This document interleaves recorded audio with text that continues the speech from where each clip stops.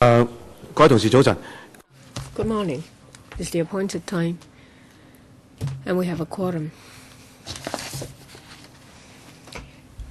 This is the subcommittee meeting on specification of arrangements to the mainland of China, avoidance of double taxation, and the prevention of fiscal evasion with respect to taxes on income, fourth protocol order. We need to have one nomination for the election of chairman, and it's to be seconded by one member. I nominate Mr. Chen Kem Lam. Seconder, Mr. Jeffrey Lam. Do you accept, Mr. Chan? Yes. Any other nominations? If not, Mr. Chen Kem Lam is elected chairman.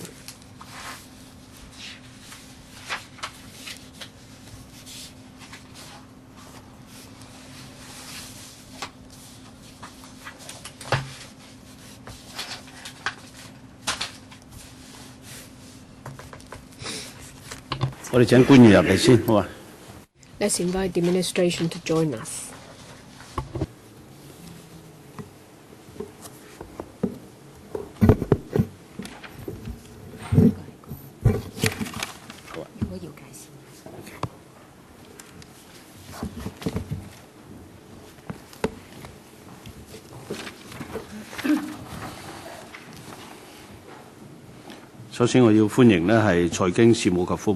Let me welcome Principal Assistant Secretary from the Financial Services and the Treasury Bureau, Mr. Gary Poon, Deputy Commissioner of the Inland Revenue Department, Mr.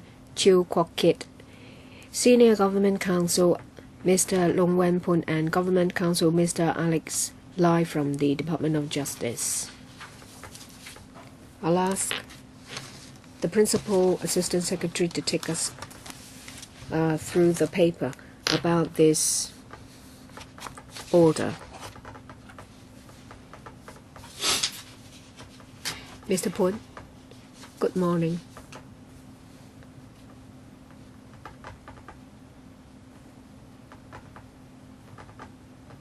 This is called Specification of Arrangements, the Mainland of China, Avoidance of Double Taxation and the Prevention of Fiscal Evasion with respect to taxes on income, fourth protocol order.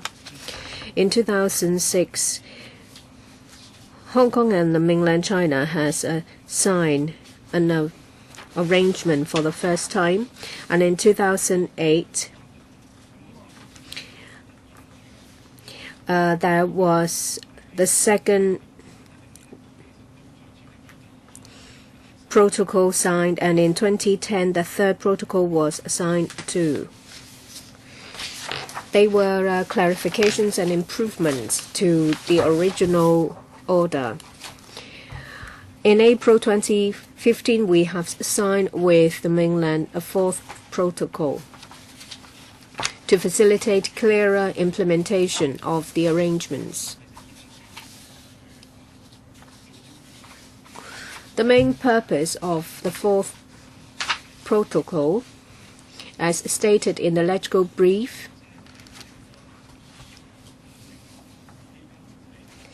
is to clarify the conditions under which an investment fund will be qualified in the mainland for Hong Kong resident status.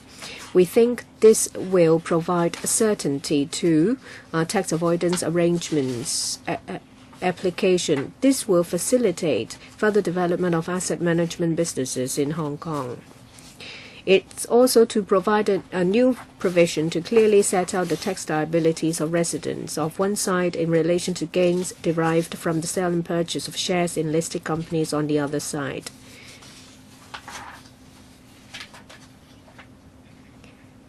This is to be read with the other provisions in the protocol. If someone obtain gains derived by a Hong Kong resident from the sale and purchase of shares in mainland listed company, it should be taxable only in Hong Kong. And it's also applicable to those investment funds that fulfill the requirements set out in the provision. It also reduces the cap on the withholding tax imposed by the mainland on royalties paid to aircraft and ship leasing businesses from 7% to 5%. This would facilitate the promotion of aerospace financing in Hong Kong. It will also expand the coverage of tax types under exchange of information arrangement in the mainland arrangement.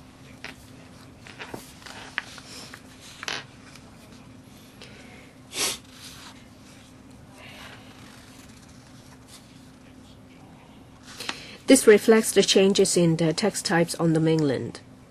This will enhance Hong Kong's tax transparency in terms of global standards. And there are also some textual and minor amendments. Thank you. Questions now. Mr. James Toll. I want to ask about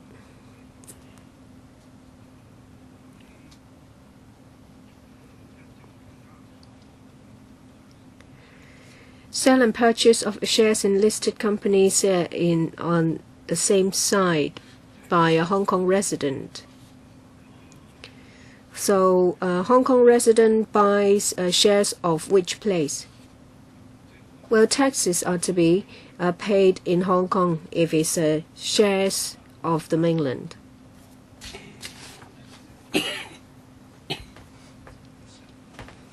This applies to both sides.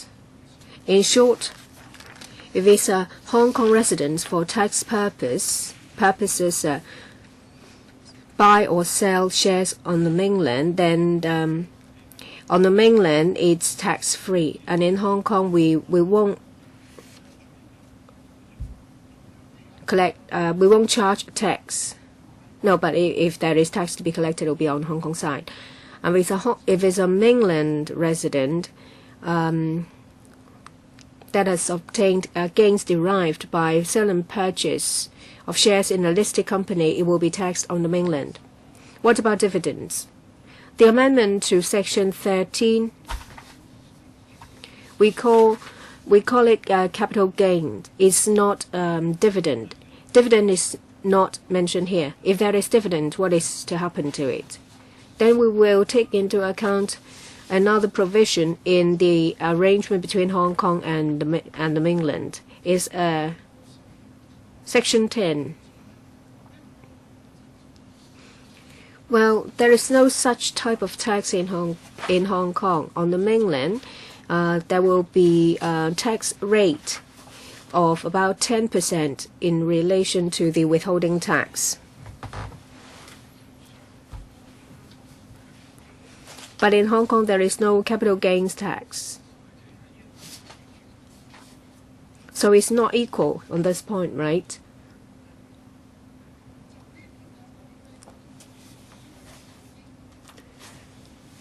The English term is capital gains.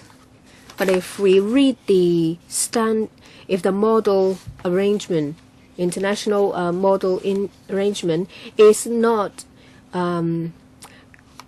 common law gains. It's just gains in the general sense. So does it mean that it won't be equal? If you use this word in vacuum, it's meaningless. Yes, we don't rule the possibility of change of tax types. But at the time when this is signed, the two sides are not equal. Right? Now that's not right. The right to impose a tax through the bilateral tax arrangement has been agreed upon by both sides. Yes, I understand that, but in reality, the tax types in Hong Kong is different from that on the mainland. Well, we won't impose tax on mainland residents and vice versa in relation to gains derived from transaction of shares in listed companies. So even without this protocol,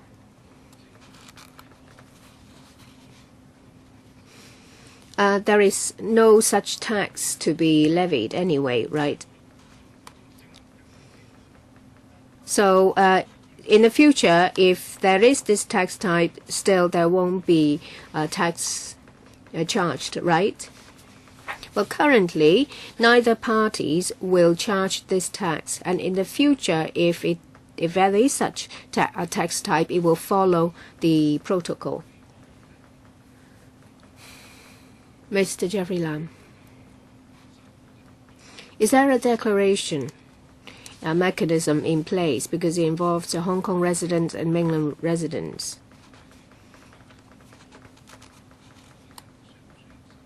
The person making the sale and purchase of shares, does that person need to make a declaration that I am a resident of such a place? Mr. Chiu. Let me first answer with Hong Kong. Anyone who sells and purchases shares in the line of operation, say for example a securities company, then it's a commercial activity and tax will be levied. If it's just an individual investor, this is not a business activity, so no tax will be charged. On the mainland, since I'm not an expert on mainland tax, and it's not for us to answer. But as far as I understand, when it comes to taxes on the mainland, it's mostly done through withholding tax. But for Hong Kong residents, for tax purpose, it's tax-free in the first place. But we're talking about two places. And of course, we would like to improve Hong Kong's tax regime, because we're an international financial center.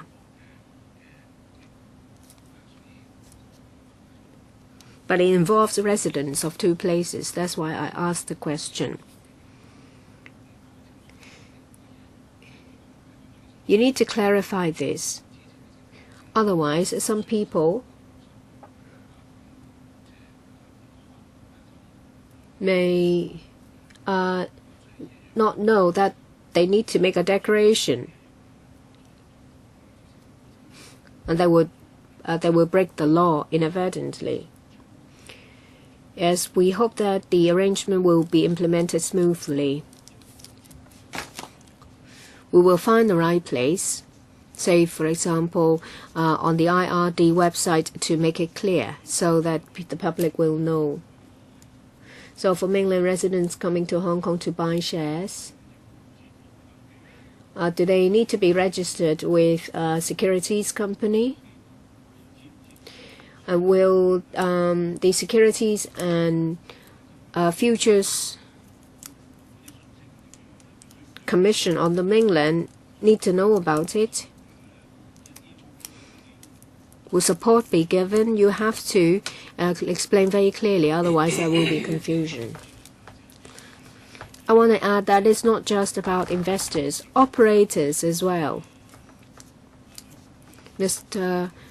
Christopher Jung. Hong Kong investors, before they invest in a mainland company, the shares were not listed, and the companies were not listed. But later, the company became listed. So they waived the capital gains tax. Mr. Zhang, your example, if it's an individual investor, not someone who runs a business of securities, basically there is no tax charge because there is no capital gains tax in Hong Kong. Mr. James told. That means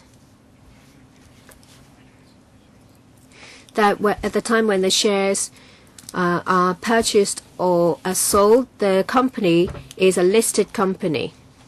I'm just talking about the provisions. I know what is like. I know that no tax is to be charged. I would like to point out that under Section 13 in the arrangements between Hong Kong and Mainland, we are talking about sale and purchase in the same in the same market. So at the time when the shares were purchased, the company was not listed, and at the time it was sold is listed, then it doesn't apply. Chairman, can I continue? I'd like to ask, because I see that resident on one side, whether they are mainland or Hong Kong residents. Regarding the Hong Kong resident, they normally reside. They're not a permanent resident. Mr. Chiu, tax-wise, when we refer to resident, we're not referring to the basic law permanent resident. From a taxation regime, there is a different calculation. Because I see in 2, there are a few factors, so-called. In 1 and 2, are they applied in parallel? Or do you mean that if there is a conflict between 1 and 2, then 3 is applied? How will you read that section? Could you explain that? I'm referring to Clause 4. The amendment there, it defines an investment fund. So how would it be deemed a Hong Kong resident? So the following have to be applied. 1, the investment fund is established in Hong Kong. 2, the investment fund manager is also registered as an authorized person. They are regulated by us. Let me clarify the question. So if you look at Article 4 in Resident 2, it says that because of the individual is a resident in Hong Kong and the mainland, well then I would, for example, I would consider in 1 Section 2 normally a mainland resident who normally resides in Hong Kong. Is it because they are a mainland resident? They have a permanent mainland passport, so they fulfill Section 1(1). So therefore, does Section 2 apply? So is there an individual who is both Hong Kong and mainland resident? So let me assume they have no mainland qualifications. They are just normally resident in Hong Kong. So in under 1(2), Section 2 would not apply. Is that correct? Let me clarify. Mr. To is referring to the arrangement signed in 2006, and he's referring to Article 4, and it is, and the amendment on this occasion is not related to what he's referring to. Mr. To referred to Article 4 in the main agreement. So we have a resident. There's a definition there, and in subsection 2, as the wording implies, they have already foreseen that under subsection 1, there would be some individuals who reside in both jurisdictions. So subsection 2 lists some conditions or rules to determine which side should levy the tax. So if you refer to bracket 3, after the rules are applied, if the resident has residency in both jurisdictions, then the taxation should be arranged by negotiation. So this rule says that if the rules cannot determine the taxation arrangement, then there should be a discussion. Well, in 1, it says people who have obligations to pay mainland tax. So if they have residency, is that related to whether they have a mainland Chinese passport? They might have a Chinese passport, but if they work and reside in Hong Kong, then they would come under Section 2. They would be considered a Hong Kong resident. Is that correct, Mr. Poon? Then let me explain again. The Hong Kong and mainland arrangements under Article 4, there is a definition for resident. And the definition says that in paragraph 1, subsection 2, so who is a Hong Kong resident? They ordinarily reside in the Hong Kong SAR. Another way to determine that is that they stay for more than 180 days or more than 300 days in 2 consecutive years. And the third method is for companies incorporated in Hong Kong SAR, and if any other person constituted under the laws of Hong Kong SAR, they would be considered Hong Kong resident. So we have to see whether the company was formed in Hong Kong, whether the control and management is in Hong Kong. So that would define a Hong Kong resident. So under this arrangement, we also have international standards. It might be possible that same person might be resident of 2 jurisdictions. So we need some tie-breaking clauses, and paragraph 2 here refers to these tie-breaking clauses. So we have, if a person is a resident in 2 jurisdictions, then they should be viewed as a permanent resident. And there are ways to determine whether he's a permanent resident in 1 jurisdiction. So if that's one tiebreaker. If that doesn't work, we'll look at 2, where his business address, his assets reside. If that cannot resolve it, then we move on to paragraph 3. We say that the 2 jurisdictions need to sit down and decide where the person should be taxed. So when we have dual residency, they have obligation to pay taxes in both jurisdictions. So we have these tie-breaking clauses. So, Chairman,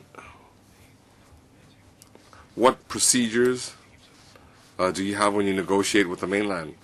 How will that, for example, do you have a cutoff date? If this person does not provide a submission regarding his residence criteria as a Hong Kong resident, then you will negotiate with the mainland, and so on. So let's say you have some information, then they'll have to negotiate with the mainland. So, but that might be of significant interest to the Hong Kong taxpayer. So, do you have any procedures before you negotiate with the mainland? Do you have procedures for this taxpayer to provide some submissions so that he has no reason for appeal? Well, regarding Hong Kong mainland tax regime, we have a platform for negotiation. We explain very clearly how the taxpayer can use this mechanism. So let me give you an example. The taxpayer needs to meet with the Hong Kong IRD. They need to raise a request. Then the Inland Revenue will follow up. The taxpayer will also have to submit more information. And we do lay out the procedures on both sides. And if there's any improper handling, then it has to be raised within 3 years. But before you negotiate with the mainland, do you provide an opportunity for the taxpayer to provide information? Do you have such a mechanism? Let me elaborate. So the taxpayer, he has to provide certain information for the IRD to determine whether there is a case to follow up. Well, regarding Article 23 and the taxpayer, I'm not sure, do we have any detailed procedures for us to look at? So could you tell us what clause do we have under the existing laws? Well, let's give an example. Let's say I'm the taxpayer. I've contacted the IRD. The IRD, let's say I've submitted 10 reasons. Let's say 9 are substantiated. So when the IRD negotiates with the mainland, they'll have 9 substantiated reasons. But then I might consider there's 10 reasons. I've already, let's say, launched a court case against the IRD because I know that they don't accept my 10th reason. And ultimately they don't, they might have discussion with the mainland and only refer to the 9 reasons that they conceded. And I just want to have a mechanism. Does the Secretary understand what I'm saying? Well, first we need to determine where their residency and where the residency is, and then we need to levy tax. No, we have a mutual agreement procedure. So if we have some ambiguous areas where both jurisdictions levy a tax, let's say we have a lower tax regime in Hong Kong, they would want to be taxed in Hong Kong. So they would ask Hong Kong tax authorities to negotiate on behalf of them with the mainland. So I just want a mechanism where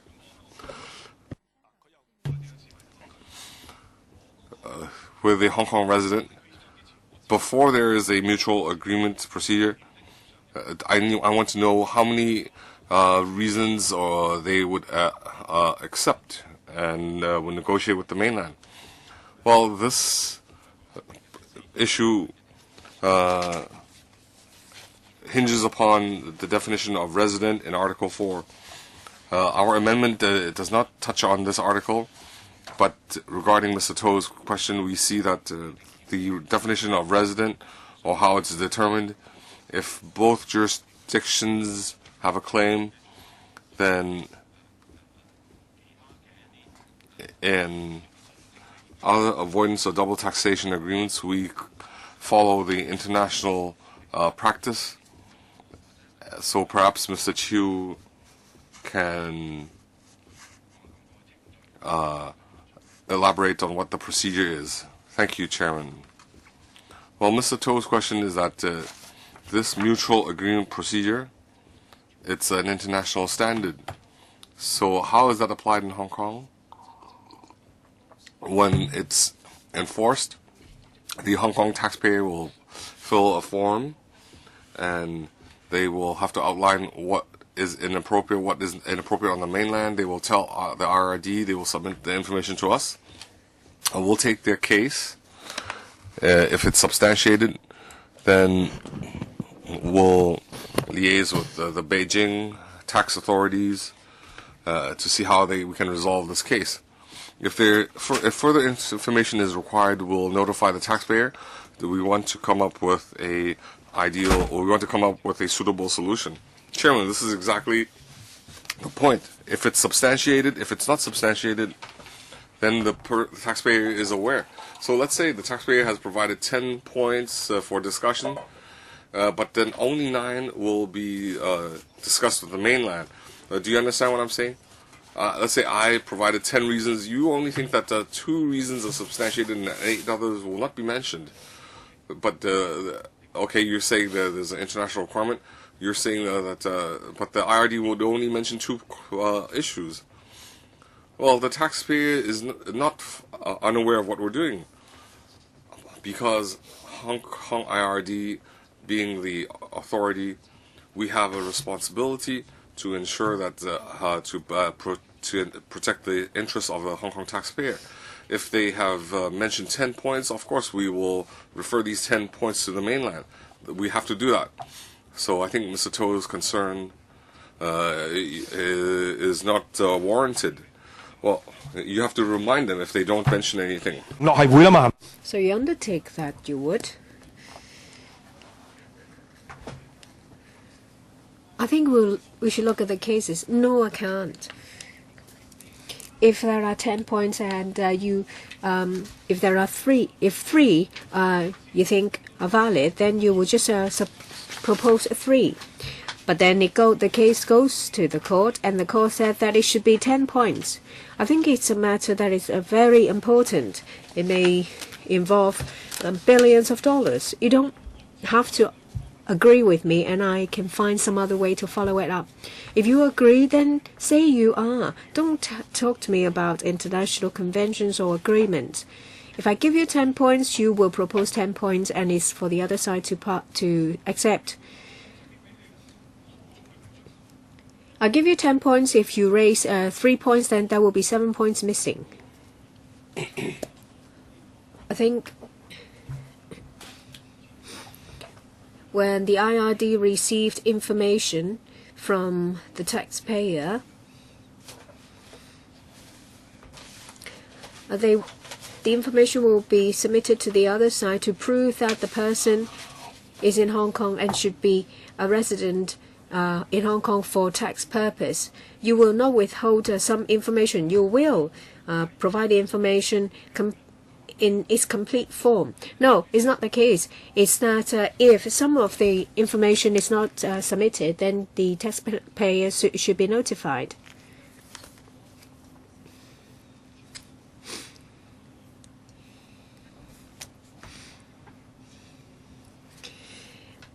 If a Hong Kong resident for tax purpose makes an application under the bilateral application, we will look at the case, and then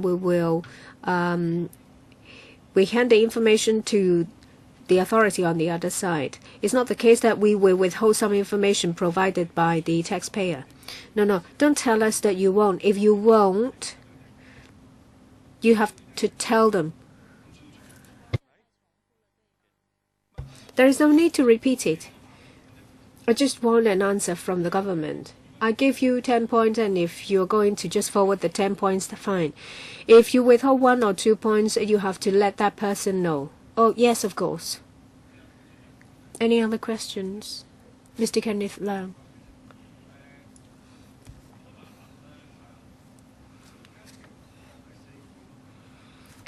In Clause 2, the royalties will be reduced to 5%. So is it the case that for interests and dividends, I think it currently stands at 10% and 7%. Is that right? Then how come when it comes to royalties, the cap on withholding tax is reduced to 5% and not for dividends and interests? Have you talked to the Mainland Authority to try to get that? Mr. Xu, why is it set at 5%?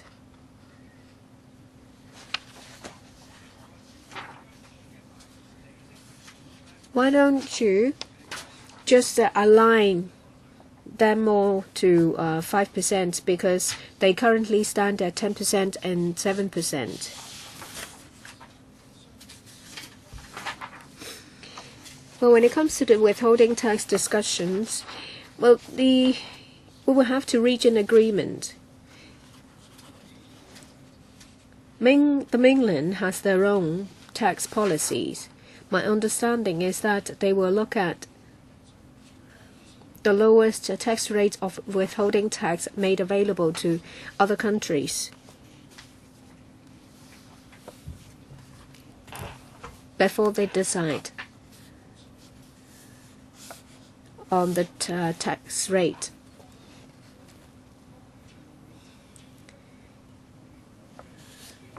Of course, we will try to fight for the interests of Hong Kong residents and companies.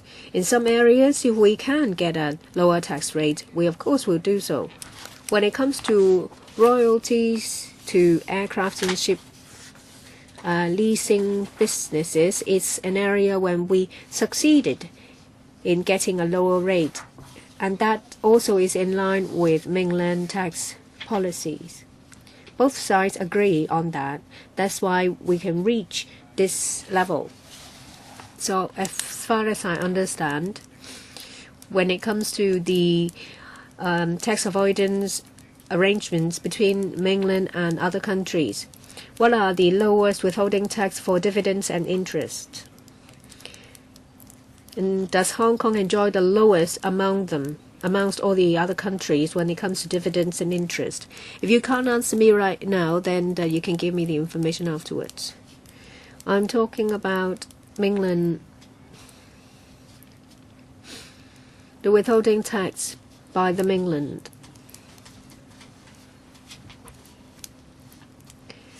Well, the member talks about mainland policy. Well, we are the Hong Kong authority. It is not appropriate for us to answer on mainland policy, but I'm talking about facts.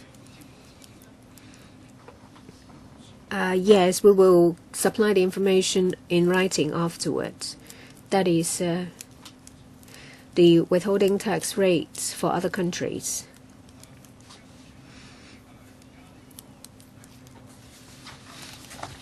In Article 3 of the 4th Protocol, you have set down the conditions under which an investment fund will be qualified for Hong Kong resident status. There are 3 conditions. So will you issue to investment funds tax resident certificate?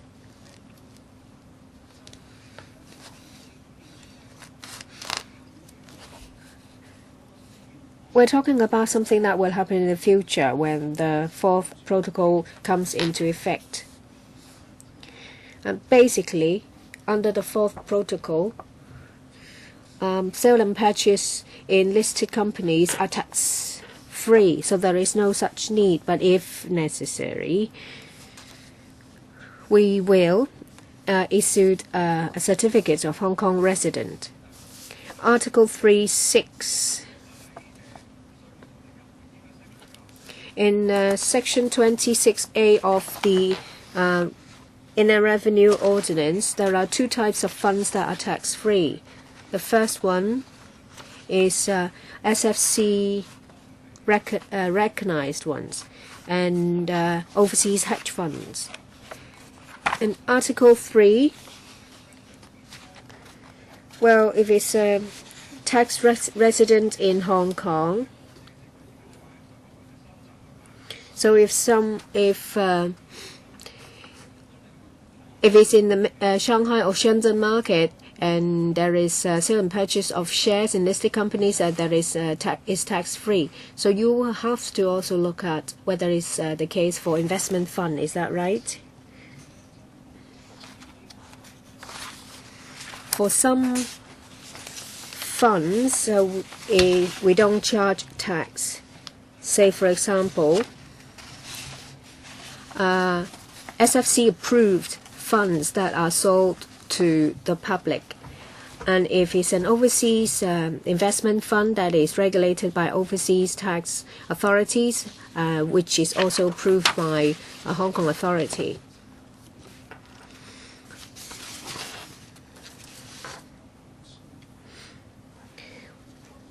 And the funds you're talking about may not be Hong Kong resident, but we're talking about here that the funds is used to invest in mainland securities, then it's tax-free. And the condition is that it should be a Hong Kong resident. And under this protocol, we're talking about whether it is a Hong Kong resident. And it's a different thing if you're talking about profits tax and they're not directly related. And this applies only to tax on the mainland. And I want to ask another question about definition of resident, but not an individual. Banks. Say if it's a mainland bank running a branch in Hong Kong, my understanding is that under the current avoidance of double taxation agreement, if the overall control of the Hong Kong branch rests with the mainland, then the arrangement between the two places is that the branch is treated as a mainland resident. Am I right to understand it this way?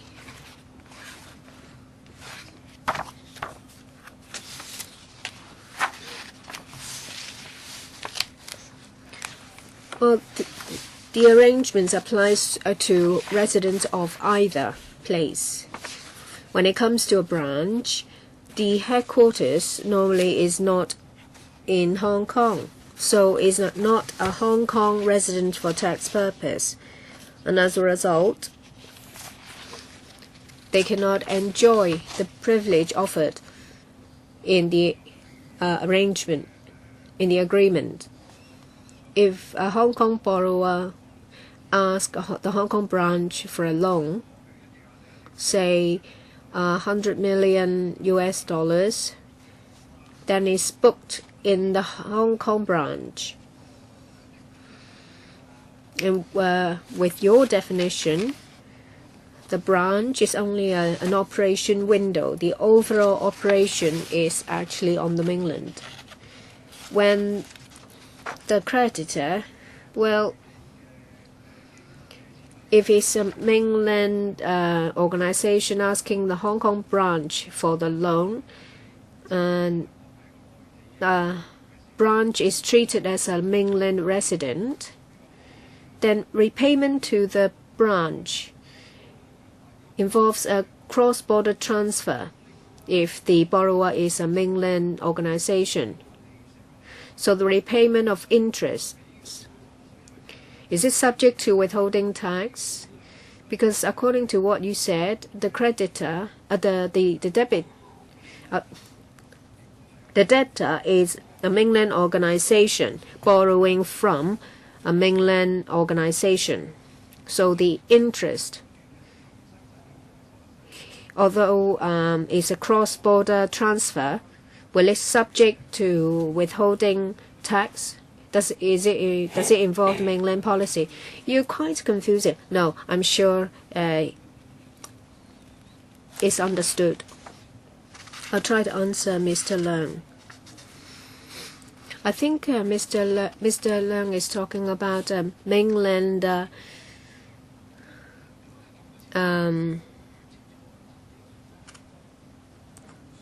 borrows money and has to pay interest.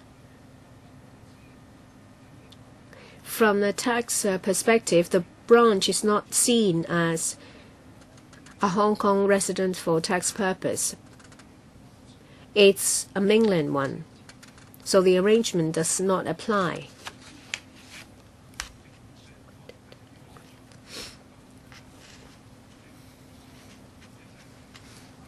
Mr. James Toh. Well, it's a Hong Kong resident purchase shares of a listed company on the mainland, and it's delisted, and then it's listed again, and I sold the shares, or the resident sold the shares. Does it apply? Under the fourth protocol, and during the discussion, both parties were aware of this. As long as sale and purchase are in the same market,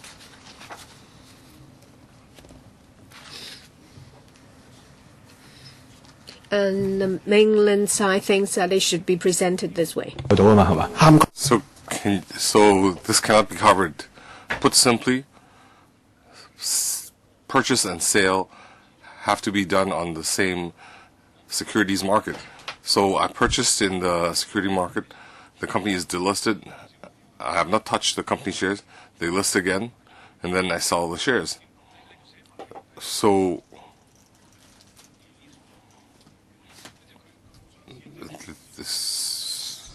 we can have delistings, but when I sell, they have listed back again.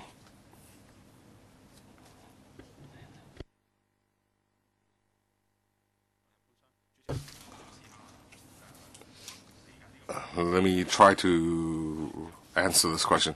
So if a fund, they had been listed on the mainland market, and then they delist, and then when you sell it, the fund has been listed back on that same exchange market. So let me read the provisions. The Protocol 4, Article 3, that's what it says. One side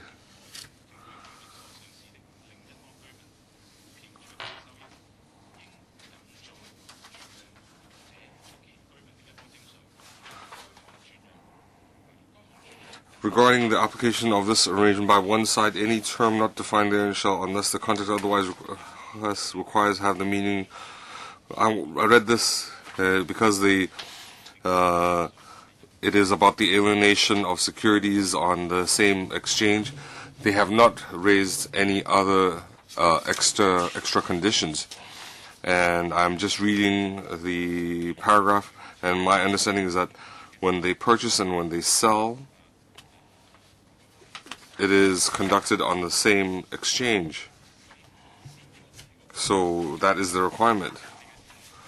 But if it's sold and if it's purchased, and I don't think you're talking about that. When you purchase it, let's say in the Shanghai Stock Exchange, it's listed, and then they delist, and then they list back again on the Shanghai Stock Exchange, and they sell that. So is that covered? You can answer later. Mr. Zheng Wafeng is very concerned about these arrangements. Our understanding of the wording, we understand it that it is conducted, the sale and purchase is conducted on the same exchange. So if we look at it this way, then it's covered. Second question, Chairman. Let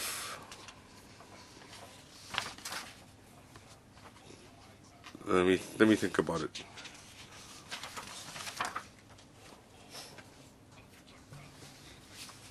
I don't need to ask the second question because we have a lot of over-the-counter trades.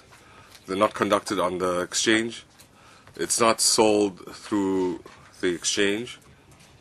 So you're saying, so given your response just now, it won't apply. I'd like to ask, I would like to follow up on Mr. James Toh.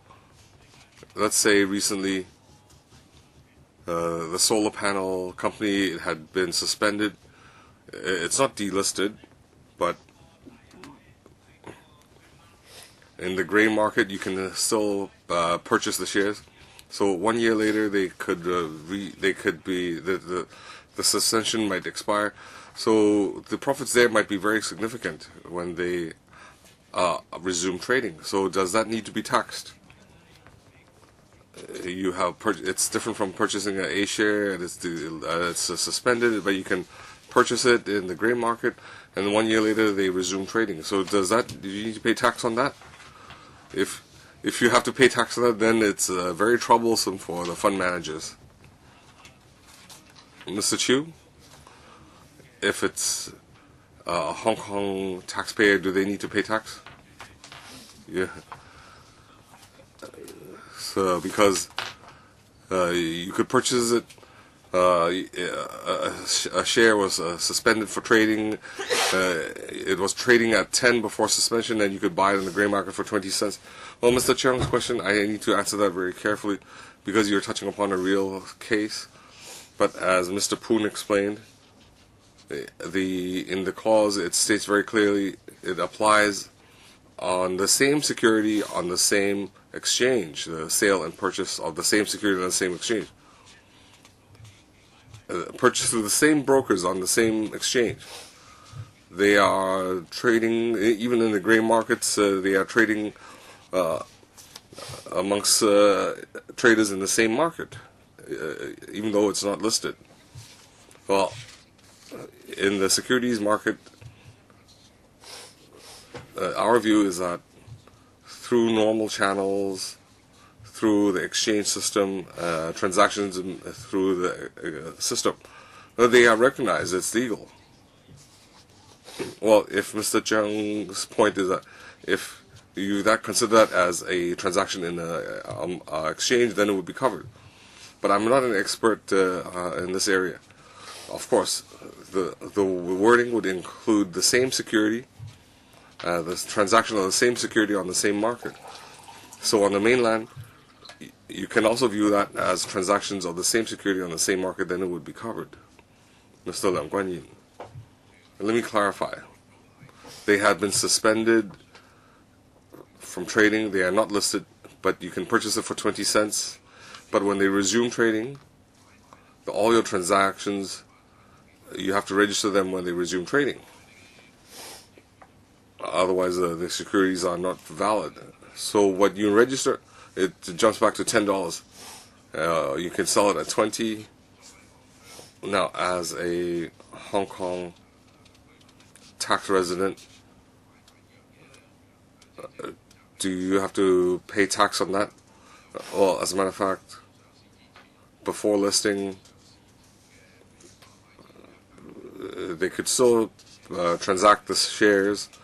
We had recent volatility in one particular share, and all these transactions are registered. The sale and purchase price are registered. So we have to now look at how the tax is calculated. Thank you for the question. I need to highlight, I need to clarify, we cannot give you a clear-cut answer on this case. When we enforce the law, we will run into difficulties. So I would like Hong Kong tax residents or companies, you could refer the case to the IRD so that we can meet with the state authorities, the tax bureau on the mainland. I think that would be the appropriate way. If I cannot give you a definite answer now. It would be too early to give a definite answer. I welcome you to take your questions to the state, the mainland state authorities, and hear what their views are. Mr. Lam Gai-chung, I'd like to ask IRD, in the fourth protocol, after it's endorsed, after it's vetted, after your discussions with the State Taxation Bureau, you could make some amendments. In the DIPN, I feel that it has not been amended for a long time. Could you tell us when your DIPN was last amended, and when will you add some more information to the interpretations for the benefit of our taxpayers? Mr. Leung's views, I agree totally. I feel that the IRD has a responsibility to update the DIPN such that the Hong Kong taxpayers can understand the impact of the fourth protocol. I believe on the last occasion, that was a few years ago, it is appropriate for us to update the information. Do we have any other questions? If not, I'd like to remind you this order will be implemented on the 4th of December 2015. I'd like to remind you of the legislative timetable. The scrutiny, the deadline for scrutiny is 14th of November, reporting to the House Committee, 30th of October 2015. So if members have any amendments or if the government has any amendments, then we have a notification date of 14th of November. Do we have any other questions? If not, then I need to tell you this scrutiny has been completed, and we have to thank you for raising your questions, and we have to thank the government for clarifying them.